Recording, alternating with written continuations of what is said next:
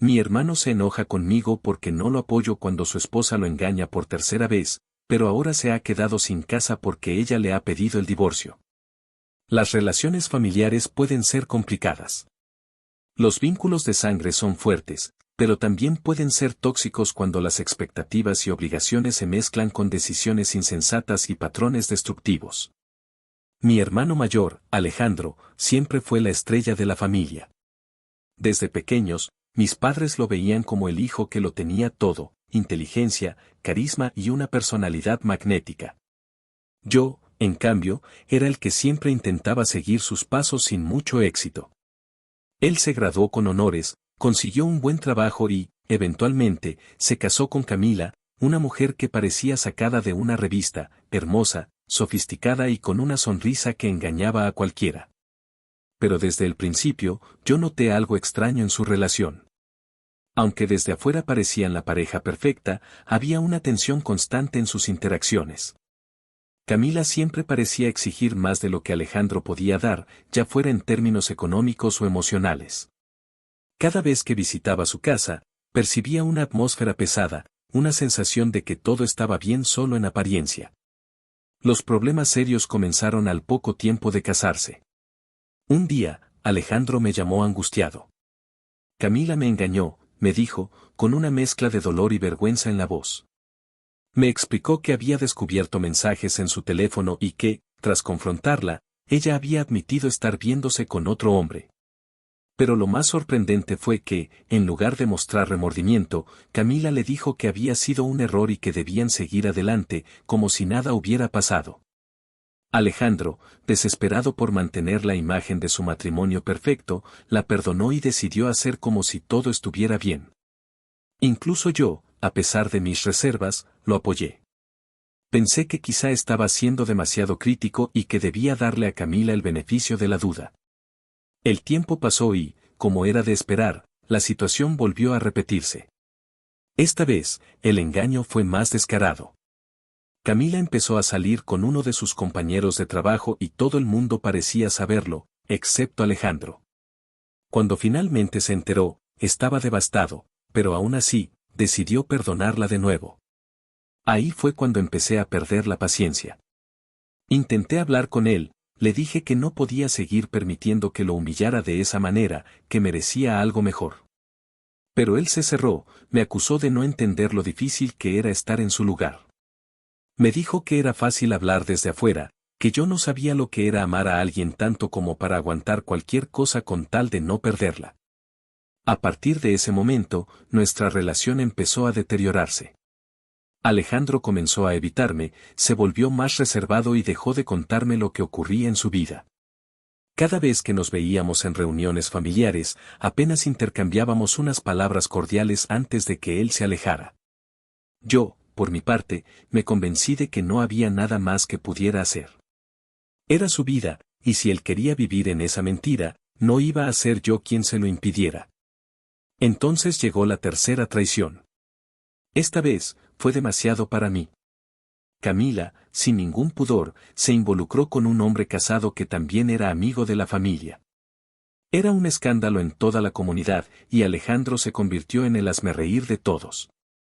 Sin embargo, él insistió en quedarse con ella. Le rogué que no lo hiciera, que pensara en su dignidad, en cómo esto lo estaba destruyendo poco a poco, pero él me respondió de la peor manera posible. Si no vas a apoyarme, entonces mejor no te metas, me dijo, con los ojos llenos de rabia. Ahí comprendí que había llegado el punto de quiebre. Decidí alejarme por completo. No respondía sus llamadas ni mensajes, y si nos encontrábamos en reuniones familiares, mantenía la distancia.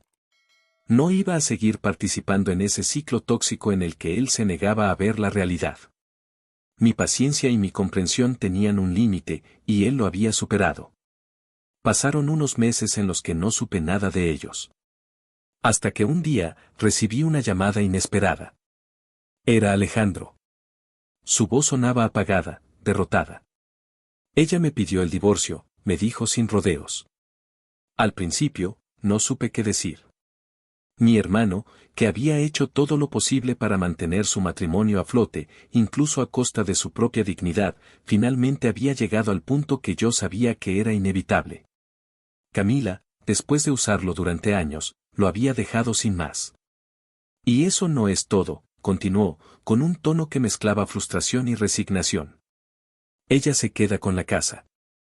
Al parecer, en medio de las discusiones y promesas, Alejandro había firmado un acuerdo que le daba a Camila la propiedad total de la casa en caso de separación. Era un movimiento clásico de ella, manipuladora y astuta, siempre asegurándose de salir ganando sin importar el costo para los demás. Ahora, Alejandro estaba sin hogar, con deudas acumuladas y sintiéndose como el mayor tonto del mundo. ¿Puedo quedarme en tu casa por un tiempo?, me preguntó al final de la llamada. Esa simple pregunta me hizo reflexionar sobre todo lo que había sucedido en los últimos años. ¿Cómo llegamos a este punto? Mi hermano, aquel que siempre se había mostrado tan fuerte y seguro, ahora no era más que una sombra de sí mismo, destruido por una relación que él mismo había permitido que se volviera tóxica. No puedo hacer eso, Alejandro, le respondí, con un nudo en la garganta. Te lo advertí muchas veces, intenté ayudarte, pero tú decidiste ignorarme y continuar en ese ciclo. No puedo seguir rescatándote de las consecuencias de tus propias decisiones. Hubo un silencio pesado al otro lado de la línea. Sabía que mis palabras lo habían golpeado donde más le dolía, pero también sabía que eran necesarias. Él no respondió. Solo colgó, y desde entonces no he vuelto a saber de él. La culpa me invadió al principio, preguntándome si debería haber sido más comprensivo, si tal vez estaba siendo demasiado duro. Pero luego me di cuenta de que esta era la lección que él necesitaba.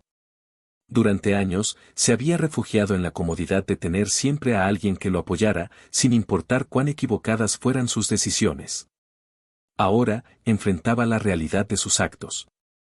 En el fondo, deseaba que esta experiencia le sirviera para reflexionar y cambiar, pero sabía que era algo que debía hacer por sí mismo. Yo ya no podía cargar con su vida ni con sus errores. Cada persona tiene un límite, y yo había alcanzado el mío. Mis padres, al enterarse de la situación, intentaron mediar, pidiéndome que reconsiderara y le diera una oportunidad a Alejandro.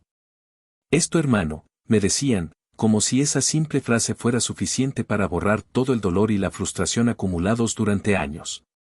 Pero mi respuesta fue clara: él necesita aprender por su cuenta.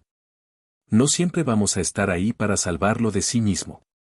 Ahora, cada vez que pienso en lo sucedido, siento una mezcla de tristeza y alivio.